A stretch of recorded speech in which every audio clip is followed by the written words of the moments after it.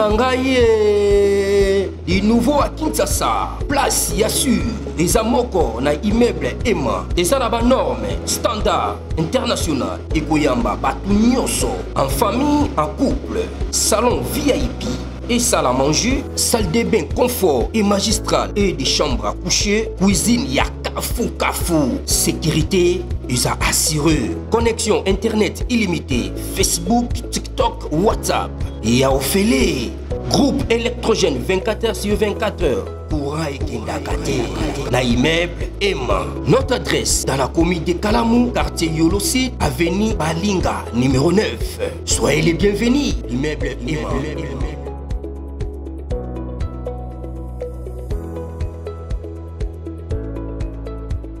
Mbote bandeko balandi ya magazine d'actualité Christian chez vous puisque nous sommes bozuli bakou ya kolanda biso mokolo ya lelo.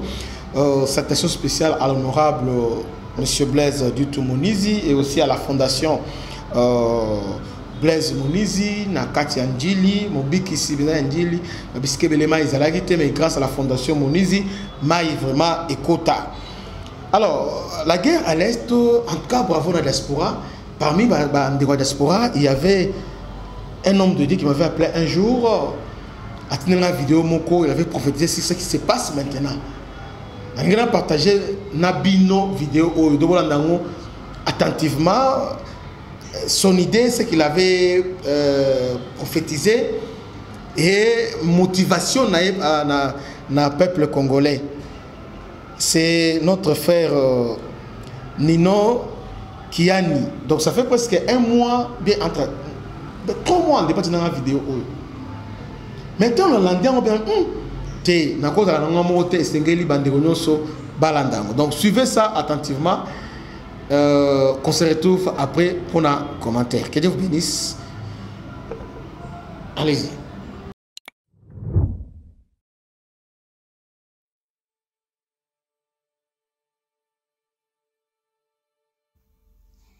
Versets 15 à 18. Proverbe chapitre 1. Toujours. Mon fils, ne te mets pas en chemin avec eux. Détourne ton pied de leur sentier. Parce que leur pied court au mal et se hâte pour répandre le sang. Car c'est en vain qu'on jette les filets devant les yeux de tout Baal et les. Mais eux, c'est à leur propre sang qu'ils tentent une embuscade. Ils se cachent pour garder, pour guetter leur propre âme. Si tu es Congolais patriotique, ne te mets pas en chemin avec eux. Détourne ton pied de leur sentier. Parce qu'ils se hâtent pour répandre le sang. Le fait de répandre le sang est synonyme de tendre une embuscade. Cela va se retourner contre eux. Ils se cachent pour guetter leur propre âme parce qu'ils se sentent en insécurité, puisqu'ils ont une conscience. Habakkuk, chapitre 2, verset 12, dit « Malheur à celui qui bâtit des villes avec du sang et qui établit des villes avec l'injustice. » Vous allez accepter répandre le sang, que ce soit les Congolais qui font tuer leurs compatriotes pour construire des immeubles, des hôtels. Malheur aussi aux Rwandais et aux Occidentaux qui bâtissent leur pays avec du sang congolais et africain ou arabe. Ils établissent des villes avec l'injustice, avec le sang. Beaucoup de ces belles villes que nous voyons dans les pays occidentaux sont établies avec l'injustice. Cette ville de Kigali, aujourd'hui qui est vantée dans le monde entier, est bâtie avec du sang congolais et avec l'injustice. Verset 19. Telle est la voie de celui qui convoite les gains injustes, qui enlève l'âme de ses maîtres. Celui qui convoite finira par acquérir le gain injuste. Le Congo est convoité, vendu, pillé à cause de ses richesses. Ils sont les mêmes prêts à tuer leurs maîtres. Vous ne voyez pas comment ils ont tué les gouverneurs militaires du Nord Kivu? Proverbe chapitre 15, verset 16. dit mieux vaut peu avec la crainte de Yahweh qu'un grand trésor avec lequel il y a du trouble. Le problème avec nos politiciens est qu'ils n'ont pas la crainte de Yahweh. S'ils avaient la crainte de Yahweh, ils se seraient contentés du peu ou bien du salaire adéquat ou approprié, car jamais les gens ont volé comme au Congo. Celui qui vole au Congo est considéré comme un héros, comme un courageux. Ils ne sont même pas emprisonnés. Ils préfèrent un grand trésor avec lequel il y a du trouble. Ils volent des sommes astronomiques. C'est pourquoi ils ne sont pas en paix. Leur vie est troublée. C'est une malédiction. Vous les femmes, n'allez pas trop vite vous marier avec les politiciens. Hein. C'est des gens qui sont sous les coups de la malédiction. Proverbe chapitre 16 verset 8 dit qu'il vaut mieux peu avec justice qu'un gros revenu là où il n'y a pas de justice. Notre problème, c'est la cupidité. Et la cupidité, c'est de l'idolâtrie. Là où il y a la cupidité, il n'y a pas de justice. Celui qui veut servir son pays avec patriotisme doit savoir qu'il vaut mieux peu avec justice qu'un gros revenu là où il n'y a pas de justice. Mais pour les politiciens congolais, il vaut mieux un gros revenu avec l'injustice que peu avec justice. C'est une mentalité démoniaque. C'est la doctrine des démons. Dans 2 Timothée chapitre 3 verset 1 à 5, où Paul nous décrit les caractéristiques des humains dans les derniers jours, et dans les versets 1 et 2, il dit que dans les derniers jours surviendra les temps difficiles car les hommes seront égoïstes et amis de l'argent. Donc cette parole s'est littéralement accomplie chez les Congolais. Lorsqu'un politicien ou militaire vole l'argent, c'est comme s'il était le seul être humain dans le pays ou sur la planète. Tu voles 50 millions, 100 millions, 150 millions, 200 millions de dollars. C'est hallucinant. Nous sommes le numéro 1 dans les hit parades mondiales des détournements des fonds de l'État parce que les gens sont égoïstes et amis de l'argent. Ils sont idolâtres. Tu voles, tu es emprisonné, tu corromps les juges, tu es libéré avec une fausse raison pour des soins médicaux. Et ces soins médicaux, c'est toujours à l'étranger, donc tu vas à l'étranger. Ensuite, tu reviens au pays, tu corromps de nouveau et tu retrouves de nouveau un poste dans le gouvernement. Voilà notre pays. Notre crise actuelle, c'est aussi les dirigeants qui ont une grande responsabilité.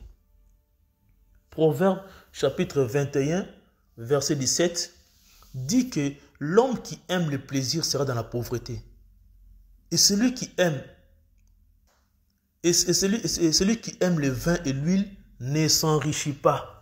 Nous sommes dirigés par les autorités qui aiment le plaisir plus que la population. Ils aiment les fêtes, les voyages. Même lorsque le pays est en guerre, ils sont dans la complaisance, la légèreté. Ils sont dans l'inconscience. Jamais les autorités d'un pays ont voyagé comme les autorités congolaises. Des voyages insignifiants et improductifs. Nous avons affaire aux jusseurs, aux incompétents. Nous avons affaire aux irresponsables dans ces pays. Ils pensent que diriger un pays est synonyme de voyager dans le monde entier. Des mauvais gestionnaires. Le pays est en guerre, les autorités sont en costume cravate, les autorités laissent les frontières ouvertes avec le Rwanda et l'Ouganda qui nous font la guerre. Elles laissent l'ambassade du Rwanda et celle de l'Ouganda ouverte. Elles lui laissent l'espace aérien ouvert, leurs avions atterrissent dans nos aéroports. Nous avons un gouvernement de 54 membres, l'Assemblée nationale de 500 députés, pendant que le peuple est en train de souffrir. Quel gâchis et de mourir. Tous ces gaspillages des ressources conduit au jugement. Ces autorités qui aiment le vin et l'huile ne s'enrichissent pas, c'est une malédiction. Proverbe 14, verset 34, dit que la justice élève une nation, mais le péché est la honte des peuples. Si la justice élève une nation, Dans la mesure où la justice ne fonctionne pas bien dans le pays ne peut pas s'élever. C'est une honte de laisser les politiciens voler l'argent de l'État sans justice et dans l'impunité totale. C'est une honte pour nous. Proverbe chapitre 22, versets 22 et 23. Ne dépouille pas le pauvre parce qu'il est pauvre. N'opprime pas le malheureux à la porte. Car Yahweh défendra leur cause et il dépouillera l'âme de ceux qui les auront dépouillés. Le pauvre peuple congolais est dépouillé par ses propres autorités et par les étrangers qui ont envahi l'est du pays. Un pauvre est quelqu'un qui est sans force. Il a besoin de la protection de ses dirigeants. Mais malheureusement, aujourd'hui, il y a de l'insécurité partout dans les pays. Le peuple est opprimé dans tous les sens. Le peuple est malheureux à la porte. La porte, c'est l'endroit où siège l'autorité. C'est l'endroit du jugement. La bonne nouvelle est que Yahweh défendra la cause des orphelins, des veuves, des pauvres. Il dépouillera l'âme de ceux qui les auront dépouillés. Ce qui veut dire qu'il va juger ces gens en leur ôtant la vie. Proverbe 28 dit que quand les méchants s'élèvent, les humains se cachent. Mais quand ils périssent, les justes se multiplient. Nos territoires dans l'est du pays sont gouvernés par des méchants qui se font faussement appeler libérateurs. Je me demande comment peut-on libérer les gens qui ne sont pas esclaves dans leur propre pays. Ils sont venus libérer alors que le peuple sur qui ils dominent se cache. C'est le contraire de la liberté. Le peuple est traumatisé, asphyxié, terrifié, brutalisé, violenté, violé. C'est pourquoi ils se cachent. Mais quand ils périssent, les justes se multiplient. Pour que nous retrouvions notre liberté, les méchants doivent périr par la guerre.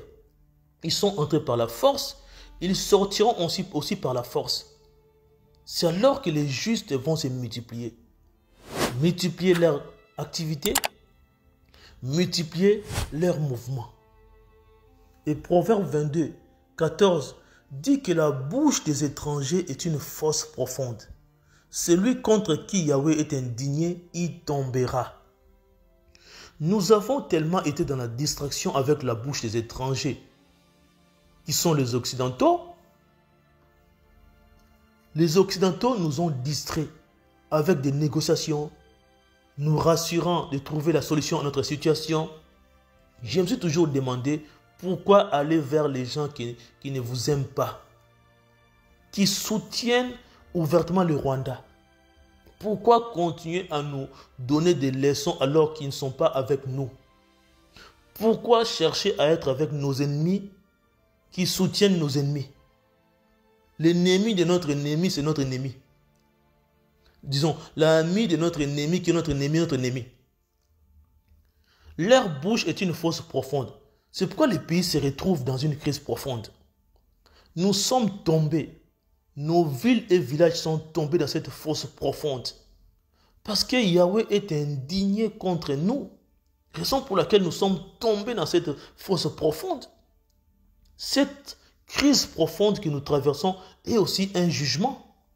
Le pays est en train d'être jugé à cause de nos dirigeants.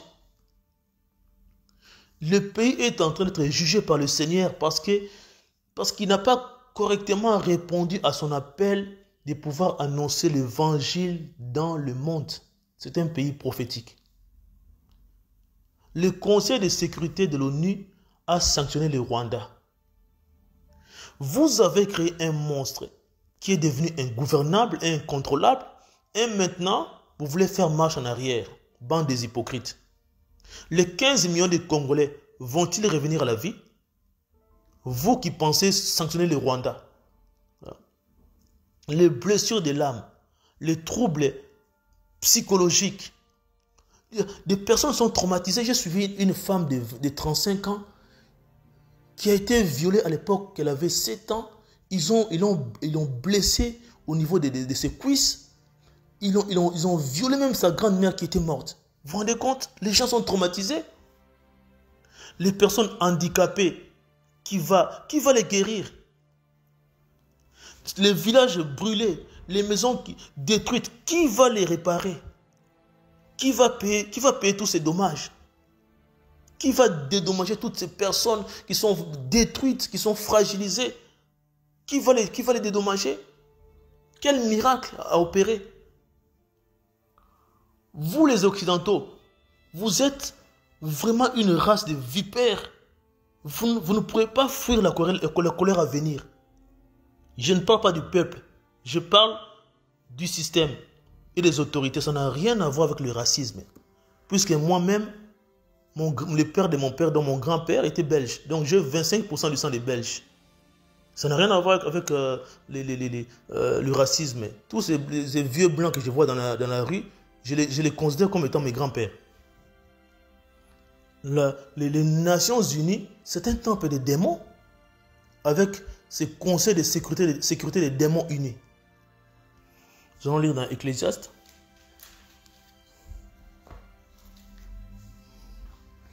Chapitre 4, versets 9 à 12. Je vais commencer par lire les versets 9 et 10. Deux valent mieux qu'un, car ils ont un meilleur salaire de leur labeur. Car si l'un des deux tombe, l'autre relèvera son compagnon. Mais malheur à celui qui est seul.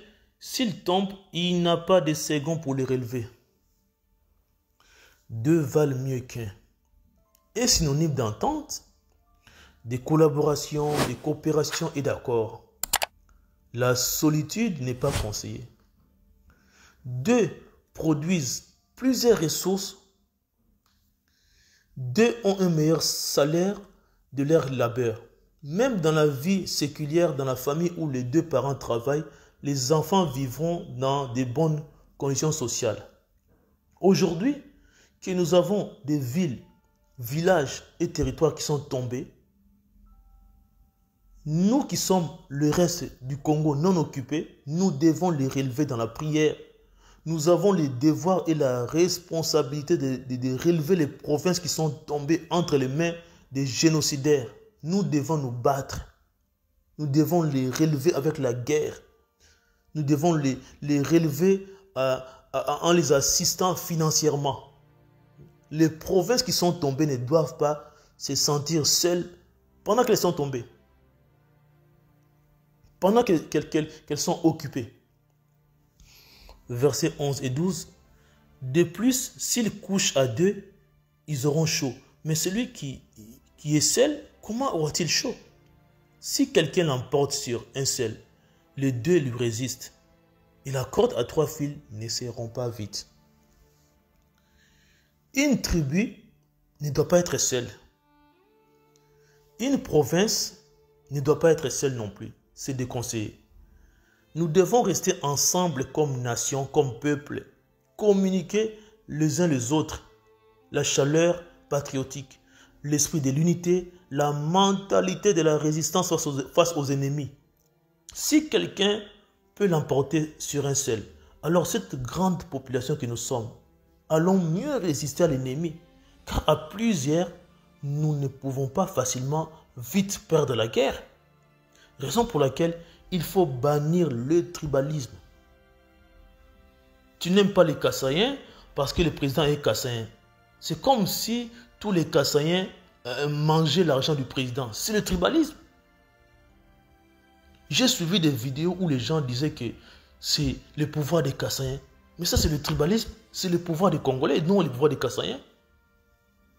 J'ai suivi un audio où une dame disait qu'il fallait bombarder tous les Kivu parce que les Kivusiens ne sont pas des vrais Congolais.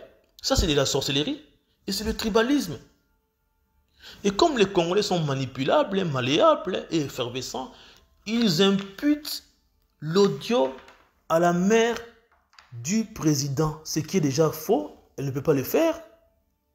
Même si elle pouvait le dire elle ne le ferait pas dans un audio. Elle aurait dit au président en face, c'est tellement sensible comme dossier. Essayons de réfléchir avant de publier certaines choses et accuser certaines personnes. Et si tu crois que je suis Moulouba, paix à ton âme. Vous n'allez pas attaquer tous les swahiliphones à Kinshasa parce que les Rwandais parlent swahili. Ça, c'est le tribalisme.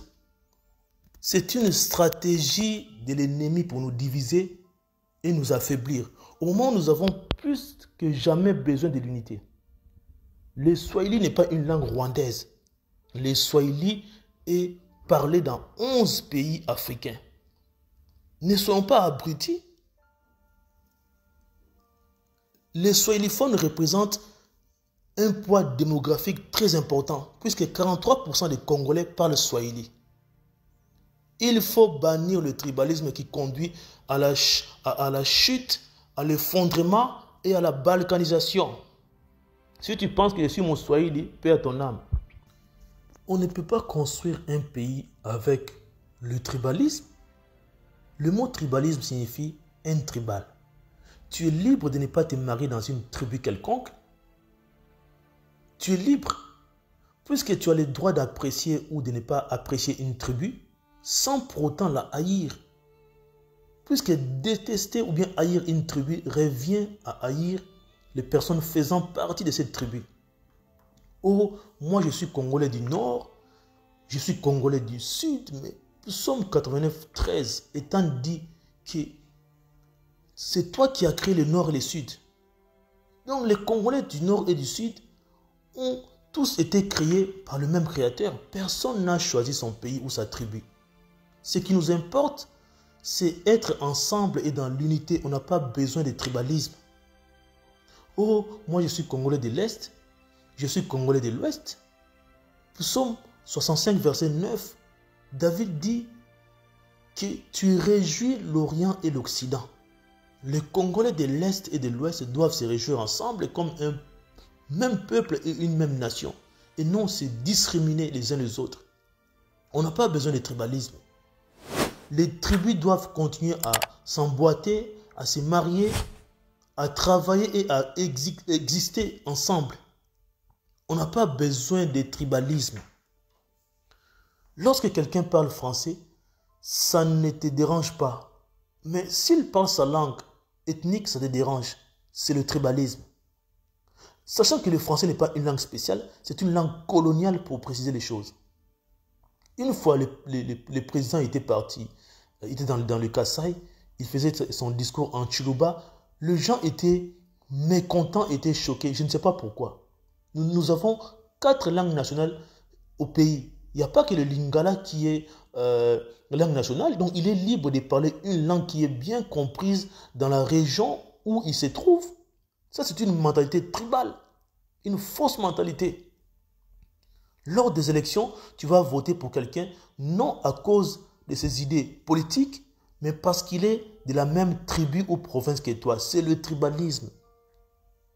Chaque Congolais a le droit d'habiter dans n'importe quelle province et personne n'a le droit de l'en empêcher. Il suffit qu'il respecte la loi.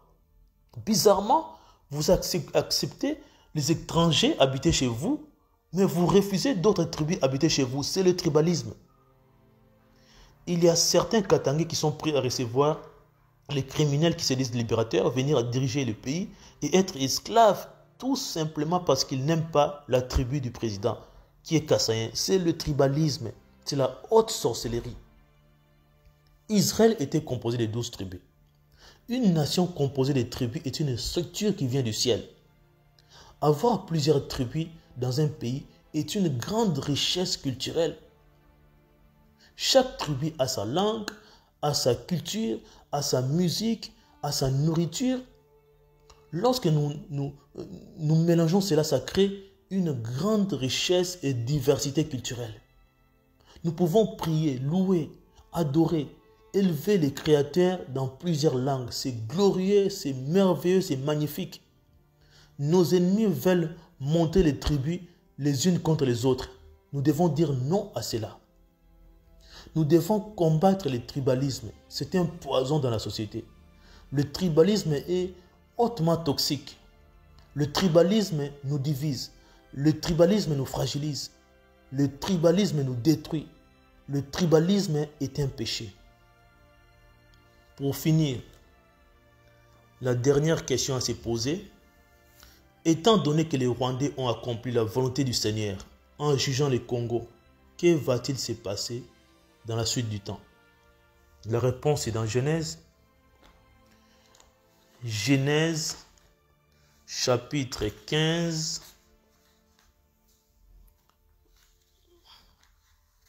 Genèse, chapitre 15, versets 13 et 14.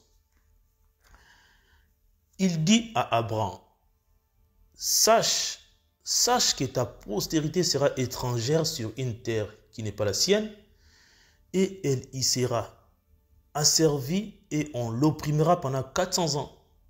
Mais je jugerai aussi la nation à laquelle elle sera asservie. Après cela, elle sortira avec des grands biens. La volonté souveraine de Yahweh était qu'Israël soit étranger sur une terre étrangère, où il devait être asservi et opprimé pendant 400 ans. À l'issue de ces 400 ans, Israël devait sortir avec des grands biens, puisqu'ils sont sortis finalement avec des objets d'or et d'argent qui allaient servir pour construire la tente d'assignation et fabriquer les ustensiles pour les cultes. Le Seigneur peut utiliser l'injustice humaine pour accomplir sa volonté souveraine. Cependant, après toutes ces choses, il va aussi juger la nation qui aura servi et opprimé les enfants d'Israël. Puisque tout ce qui est servitude et oppression est une injustice. Alors cela ne peut pas rester impuni. La justice du ciel condamne le péché. Les créateurs utilisent les gens selon leur nature. Si par exemple, il veut appauvrir quelqu'un, il peut utiliser un voleur pour le faire. S'il veut tuer quelqu'un, il peut utiliser un assassin pour le faire. Mais en fin de compte, ce voleur et cet assassin seront aussi jugés parce qu'ils ne laissent pas les péchés impunis. De même que le Seigneur a aussi utilisé le Rwanda, un pays plus petit que la Belgique, pour juger le Congo. Et que le Rwanda a accompli sa volonté souveraine, néanmoins, il va aussi juger le Rwanda. Parce qu'il ne peut pas laisser impuni le massacre, le viol, détruire des maisons et des villages, déplacer des populations, piller des ressources, etc. Le Rwanda va aussi se retrouver sous les coups du jugement. Déjà, il est sous les coups du jugement divin. 1 Samuel 2, chapitre 10 dit que Yahweh jugera les extrémités de la terre. Donc, quel que soit l'endroit où tu peux te retrouver sur la terre, tu seras jugé. Même si ces criminels, ces sanguinaires, ces génocidaires peuvent se retrouver aux extrémités de la terre, ils seront jugés. Ces Occidentaux-là qui ont soutenu le Rwanda, ils seront aussi jugés. Aucun être humain ne peut échapper au jugement divin. Même les Occidentaux seront jugés.